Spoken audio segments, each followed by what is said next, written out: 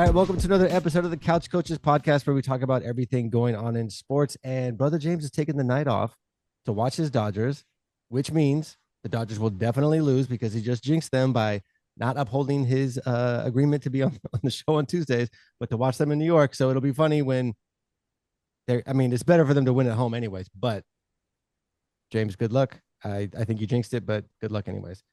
So I almost said Bay Area football, but the Raiders are not part of the Bay Area. So West Coast-ish football this weekend. A win we had to have for the Niners. Raiders played closer, at least numbers wise, than you would think the Chiefs coming in to play the Raiders. Deacon Greg, I'll start with you. What are your thoughts on your Raiders against the Chiefs, who you guys seem to play pretty well? Well, like I said, they played a good game. They had a chance to win. Actually, they got a turnover. Was able to get an interception from Mahomes. Then they got inside the red zone and wasn't able to get a touchdown. They started going backwards, and then that play and then the costly fumble. I was just ready to give Minshew some credit that he started to look like an NFL quarterback. He was making some decent throws, some accurate throws. Then he got that fumble. He always got to get that turnover in there that just throws everything off. So, I already said earlier on that the Raiders are the Raiders and they're not going anywhere. So, but I think they're playing for jobs right now. I think the coaches are coaching for jobs. So that's basically where they are. And if they can, show some fight, maybe some jobs can be saved. Brother Bill, I don't know if you caught any of the Raiders. If not, we can just talk about the Niners win that we should have won against the Cowboys. Yeah, I did. Yeah, I watched the fourth quarter. I saw parts of the latter part of the game. And Deacon Greg is right. I mean, the Raiders, you say, is it matchups? Is it familiarity with the division rival? What is it that, some teams just match up well, even if they don't win the game, but they just match up well. And the Raiders defense matches up well against the Chiefs offense.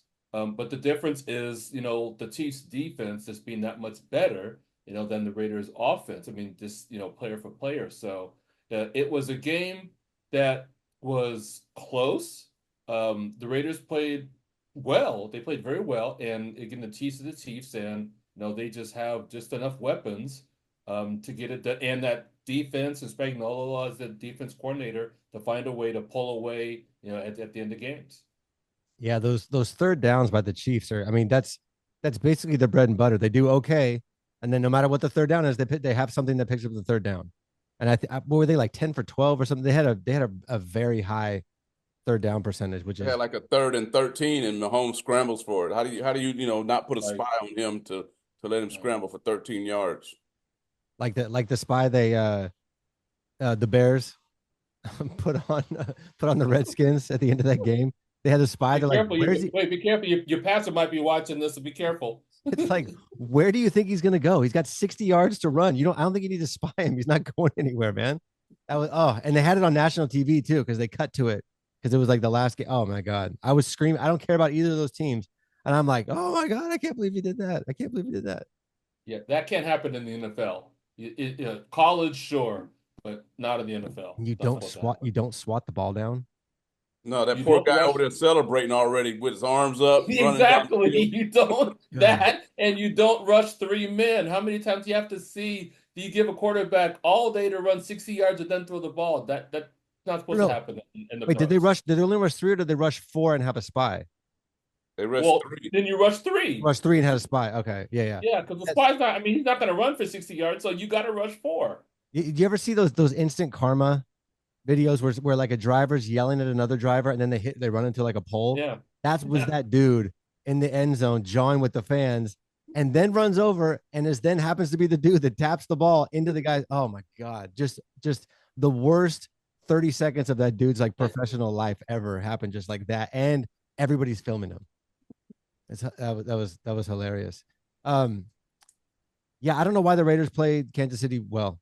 Different coaches, different players, there's something. And I thought for sure after they were making fun of Mahomes and calling him like Kermit the Frog and stuff, I thought for sure he would come out and just light him up, and he may have tried to, but he absolutely did not.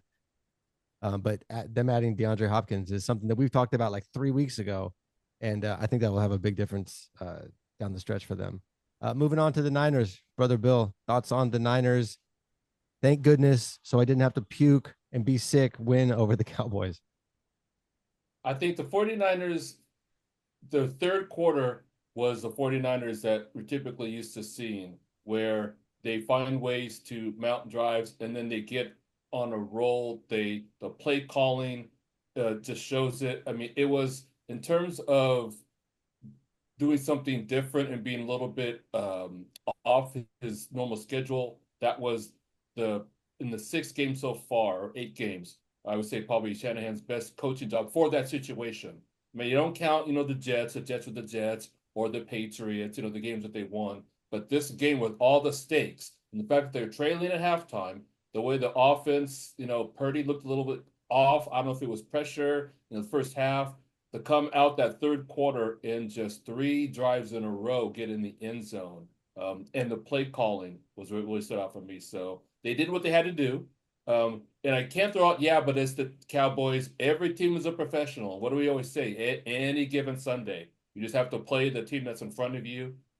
Considering where the Niners were offensively and being banged up and the weapons that Shanahan had, to put up, 30 points against what I thought, even without Micah Parsons and the Cowboys' other defensive end, I mean, you can't say they're a bad defense. I mean, I think the Niners just offensively did what they had to do. No special teams mistakes. That was my concern going in, was what special team mistake is there going to be? And then, all of a sudden you got a different game. The game was closer than it needed to be. It was obvious that the Niners took their foot off the gas a little bit in that fourth quarter on both sides of the ball. But their defense did enough when it had to just to get the win. And that's all you want to do is get out and with no major injuries. We'll see what happens whether or not McCaffrey does come back after the break. I'd be surprised if he does for the Tampa Bay game. Hopefully they get Juwan Jennings back, because Jennings to me is as important to have back as McCaffrey just because of what they can do offensively. Yeah, and that Bucks game, man, if looking at that game at the beginning of the year, it's like, oh yeah, no big deal. Now it's like, I don't really want to go to Tampa and play the Bucks, because they seem to be pretty relentless on offense, where they never seem to be really out of a game. Even if they end up losing, like this weekend, Baker's putting on a show without his top receivers. Yeah, and what concerns me about Tampa is their ability to run the ball, because the Niners are not as strong in the middle on the run defense as they have been in the past. Hargrave is out, so if Tampa Bay controls the line of scrimmage, the Niners are going to be in for a dogfight. So we'll just have to see what happens in 2 weeks. Yeah. All right, Deacon Greg, you said you had a lot to say about the Niners. Please. First of all, I want to borrow Bill's road-colored glasses that he has on, because that soliloquy that he just gave, I mean, that was just typical. You should be a politician, Bill. You should run for the front office of the 49ers is what you really should run for, because that thing that you just gave, boy, there's hope. You guys, oh man, Joe, you better get them Super Bowl tickets. Listen to the Bill with that. What did I say wrong? That's what I want. What did I say that was wrong? Oh my goodness. You painted a rosy picture there. Oh, everything is fine in Niner land. It's not really fine. I will give you guys credit where credit is due. I'm impressed with that rookie, that guy that got stabbed or something in San Francisco. Pearsall got shot. I'm impressed with him. I'm even impressed with that running back, Gino or whatever his name is. Guerrero. I will give credit where credit is due, but the rest of that stuff you're talking, the Dallas got hosed on that one play where that dude a double pick, knocked off 2 guys. He knocked off 2 guys and got your tight end wide open they threw a flag and they picked. No, that was definitely a pick play that he knocked the guys off. And you guys go, let's just smooth over that. Well, that never happened. I didn't see it. Did you watch the game? Did you watch the game? Of course. What do you mean? I'm telling you about what happened. So of course I watched. That doesn't mean you watched it. You just could have been looking. You could have been trolling the internet. That's why I'm just enamored with your rose-colored glasses that you got on. Like everything is fine when you guys were in a dogfight against a team that you shouldn't have been in a dogfight with. And Dak, don't get me started on Dak. Dak. I don't know what's wrong with that guy. He can't throw a pass. He's like a statue in the pocket. Hey, that's a $60 million quarterback. He's a $60 million quarterback. Make plays with his legs. He just stands there. So you guys were lucky to get playing against that team and make it they got hosed on that touchdown. Did that happen or not? Did it happen or not? If you Watch it again, and you'll see that there was contact between the receiver and the first defender. And then when he ran Bill, into the other defender, there was contact before Bill, he that's reached the second designed. defender. That's designed. That receiver is a good actor. He made that all that look like that happened. That Hey, happens all Greg. the time. Hey, Greg, did the rest throw a flag? Then they threw a flag and they picked it up They picked it up. And why did they pick it up? because they were in Niner land. Because there was no penalty. That's I why. got confused. I thought it was the Chiefs for a minute. I go, is that the Chiefs team that's playing out there and with the refs playing? The ref got the red mixed up. He's like, oh, wait. I thought it was the Chiefs. Just wait till I see you on Sunday, because I had to hear it all this past Sunday about how the Cowboys are going to win. I'm not gonna get in on this podcast because you got other subjects. We'll talk some more on Sunday. Just Okay. don't tell me Yeah, but don't tell me, don't say you rolled an ankle or you stubbed your pinky toe and you're not going to be at church on Sunday. That's all. Mr. Politician Bill running for president of the 49ers. Hired. I voted for him. So Deacon Hill, can I say that you're unimpressed with our victory against the Cowboys? Yeah, you think? All right. I'm very unimpressed. I'm telling you. Well, that was kind of the way I was. I was like, if we had lost, I would have lost my mind. But us winning, it's like it's not a good team. Like I don't think Zimmer's a great defensive coordinator. I don't know what's going on with the Cowboys offense. I don't know why it's so ineffective this year when don't they have essentially the same players? Except for, I mean, the one guy's missing. He's their running back. That's it. Everybody else is the same. They don't have a running game. They got one go-to receiver. They have little receivers. That was one thing I noticed is they have tiny receivers. Yeah. All their dudes are little. Yeah. So And the one go little ahead, Bill. dude You had the guys ball. ride that victory. If you watch the replay of the Dax threw 2 interceptions, both of them he threw them with guys in his face. You put pressure on him, he tends to just throw the ball up for grabs. Exactly. But again, what do I always say about it's all about pressure?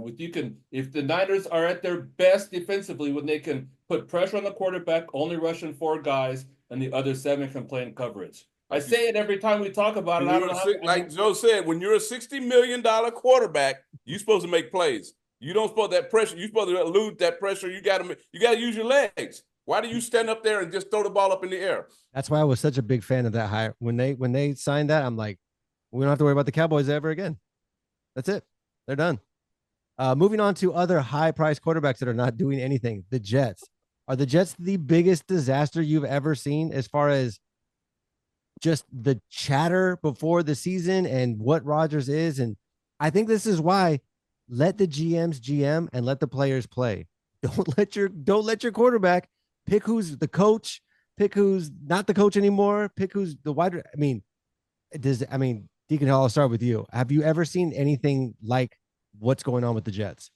No. First of all, I told you guys that earlier in the season that Rodgers was a shell of himself. I mean, he'll make a play every now and then, but he's not the same quarterback anymore. But just to get to your point, you're saying let the GMs be the GMs. But when you invest that much money in a quarterback and he has that resume, he's supposed to be, this bad man. And, so you're going to ride that. And you're going to take his opinion, especially with like the pickup of Devontae. Well, they had this great, chemistry in Green Bay. So, bring him over, and that's going to be the answer to our problems, and bring in his offensive coordinator. And so you're going to listen to this guy. But of course, it's not. So that makes your point that is the greatest disaster because they put all this, invested all this stuff into Rodgers and listened to everything he said, fired the coach and all of this stuff, and they're the same record as the Raiders, 2-6, and worse than they were last year. So right, and that's the even better point is they're worse than they were with Zach Wilson. Right, they made all this noise about Zach sucks, Saleh sucks, all this stuff. Let's get all this new stuff, and they're worse than they were last year. Brother Bill, thoughts on the Jets? Yeah, I think what's disappointing, about the Jets is the fact that when you have the talent that they have on defense, you have players on offense who can make plays given the opportunity, but yet you have a quarterback who you're saying based on his past, what do they say about investment?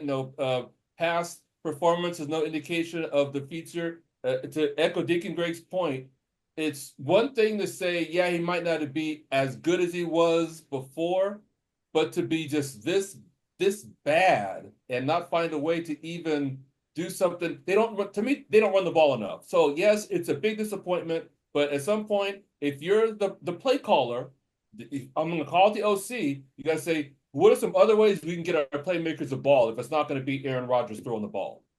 You got to figure that out. But Although the season's done anyways because they're not going to make the playoffs. But their offensive coordinator essentially is Rodgers. Like it's Rodgers' offense, and he's not a play. Obviously, he's not anything but a really good quarterback. Well, then the OC is going to be in the same position as Mike McCarthy is. The way Jerry Jones threw him under the bus after yesterday's loss, he might find himself out of a job if he doesn't.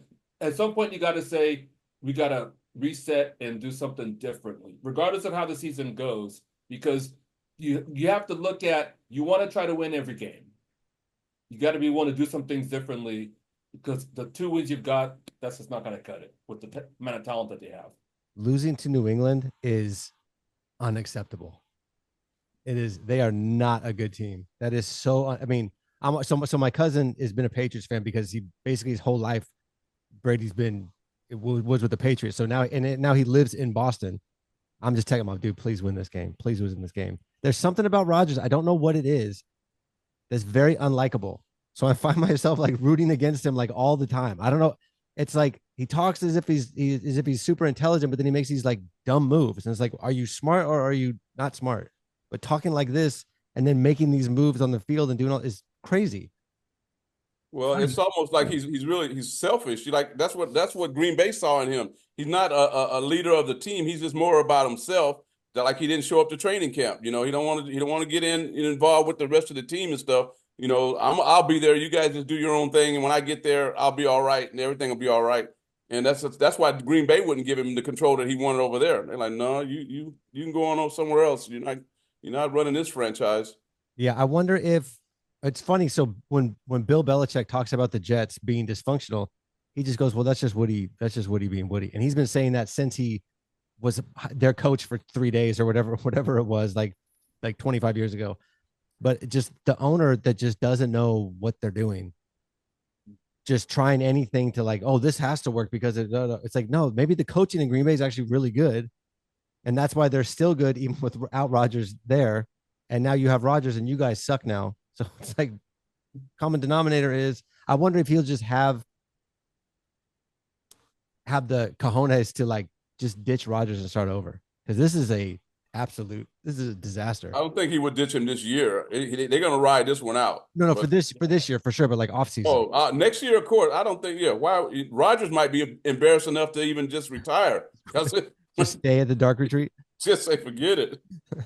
Yeah, it's so bad. And what's gonna be really bad is if they hold on to him and they get like the number 1, number 2 pick and could actually grab a high level quarterback, obviously, hopefully better than Zach Wilson, and then bypass it because Rodgers wouldn't let him draft. No, they ain't he don't have that kind of pull anymore. They ain't. I would hope not. But so switching to another team, completely different thing because the quarterback's never proven himself. The coach does have a Super Bowl ring, but Jacksonville is also a disaster. And Trevor Lawrence, when he Clemson and stuff and going through college, he was supposed to be this next dude, and he came in with a horrible situation with Urban Meyer. But then he has a coach that has had success in the NFL, and I don't know if that was just the infrastructure of Philadelphia and that allowed him to be successful or what. But they're terrible too, and the offense is terrible.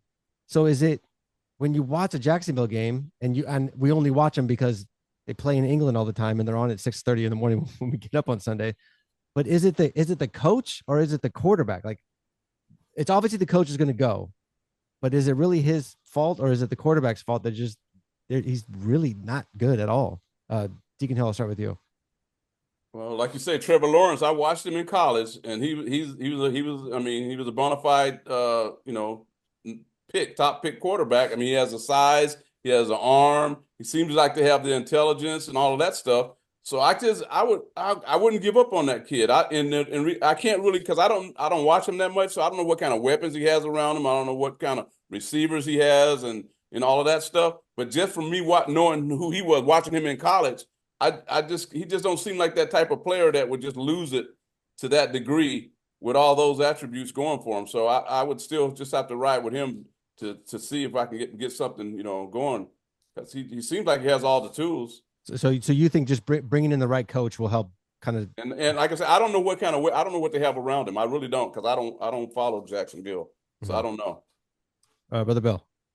Yeah, I think with Jacksonville, and we've seen it a lot where a quarterback in college, when you get to the pros, it's more often not because, especially if you drafted high, he's going to go to a team not very good. So the first year or two, quarterback might, his numbers might not be good. You're not going to get a Patrick Mahomes. You're not going to get a CJ Stroud. You're not going to get quarterbacks like that very often. If it just doesn't.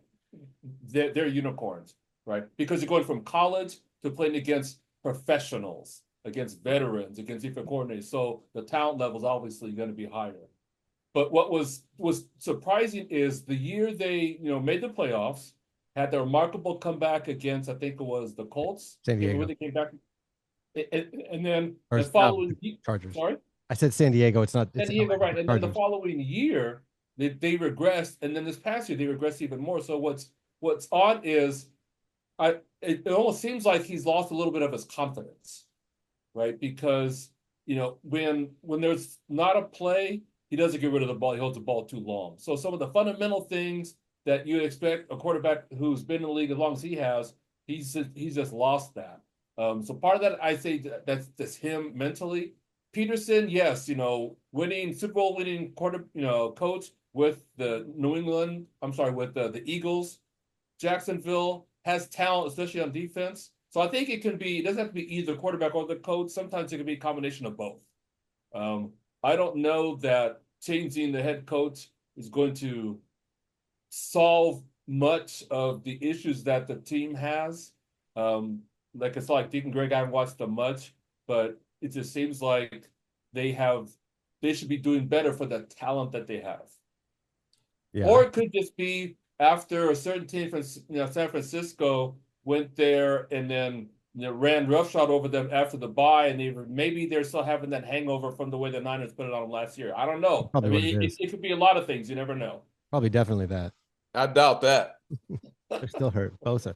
So I think it's either Jacksonville or New York is going to be where Belichick and his whole Belichick crew end up, because I think Jacksonville's got to be you don't pay somebody $200 million and don't put don't try to figure it out. And Peterson is obviously, I don't know if he's lost the locker room, but it looks like he's lost the locker room just with the way they're playing.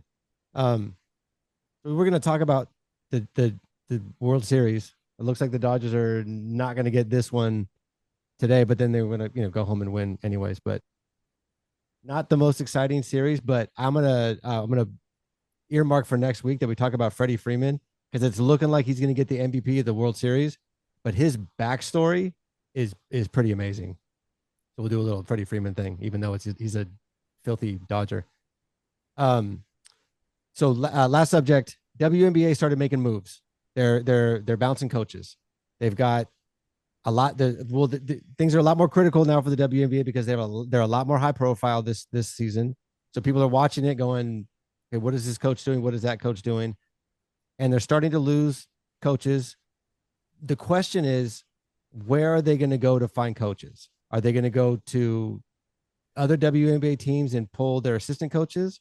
Are they going to try to get coaches from the women's college teams, or are they going to go men's college teams or assistant coaches from the NBA? Just thoughts on where you think they're going to be pulling coaches from, because now you have, Indiana's a huge opening because of just the attention and the number of television games they're going to get, and Caitlin Clark gets a ton of attention. Where do you think they're going to be pulling coaches from, Brother Bill? I would expect that the WNBA would use the same process for getting coaches as the NBA does.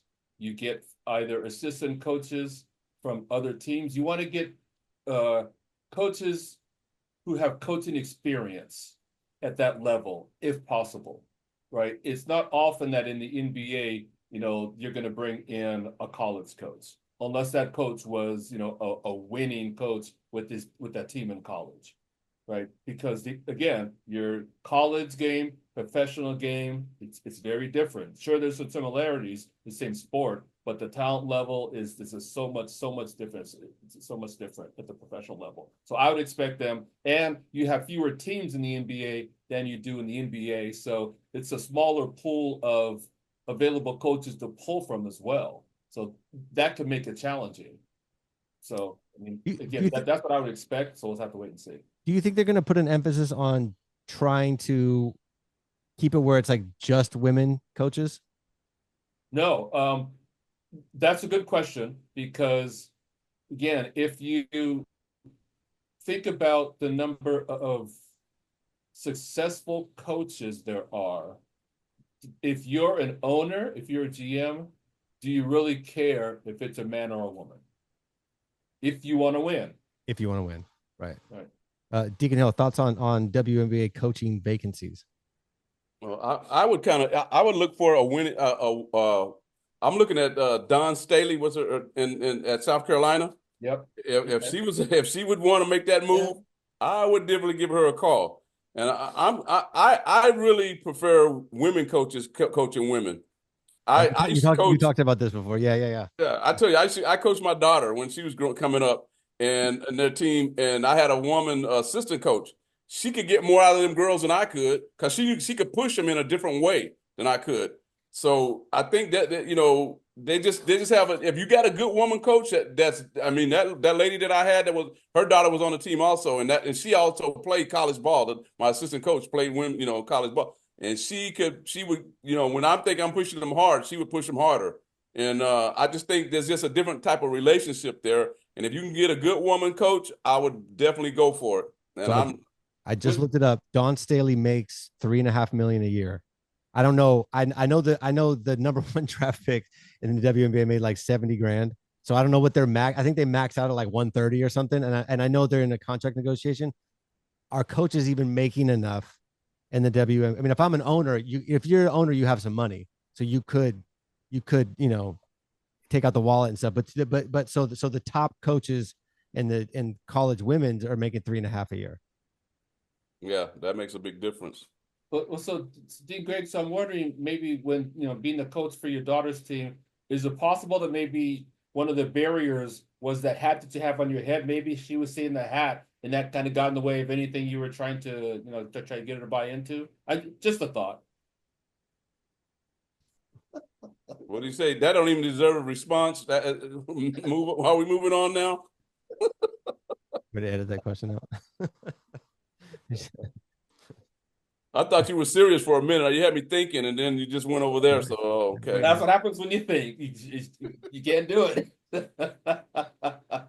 Yeah. So that the Indiana one is obviously the most high profile one because it was obviously a terrible team, which is why they got such a high draft pick going there. Usually terrible teams aren't really well coached, so you kind of figure that they're gonna. And then there's so much scrutiny because there was so much coverage of WNBA.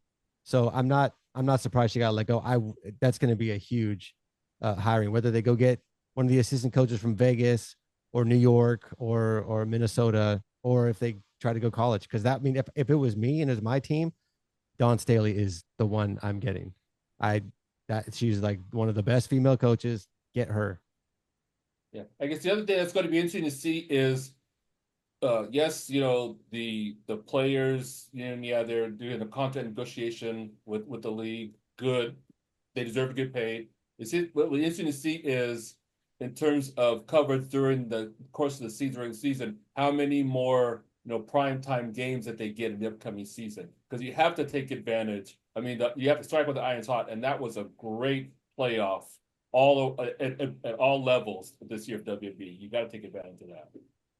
Yeah, and I think that's where all their money's coming from is the TV deal. So if you have that huge fat TV deal, there's gonna be a lot of games on TV, which is good for the league for sure.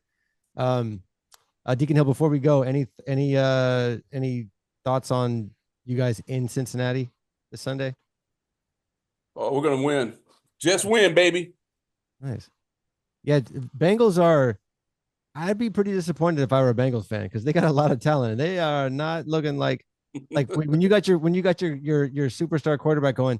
Yeah, I think we're going to need to win 10 in a row in order for us to make the playoffs. That's not a good place to be in the middle of the season. I mean, it looks Well, you don't doable, say but 10 in a row. You just focus on you got to win your next game. I mean, yeah, once you start saying you got to do all this rest of the season, you're already in trouble because you can't take that approach. You yeah, focus on what you got to do to beat the next team you have to play, one which game at a time. which luckily for the Bengals is the Raiders. He So said it, not me.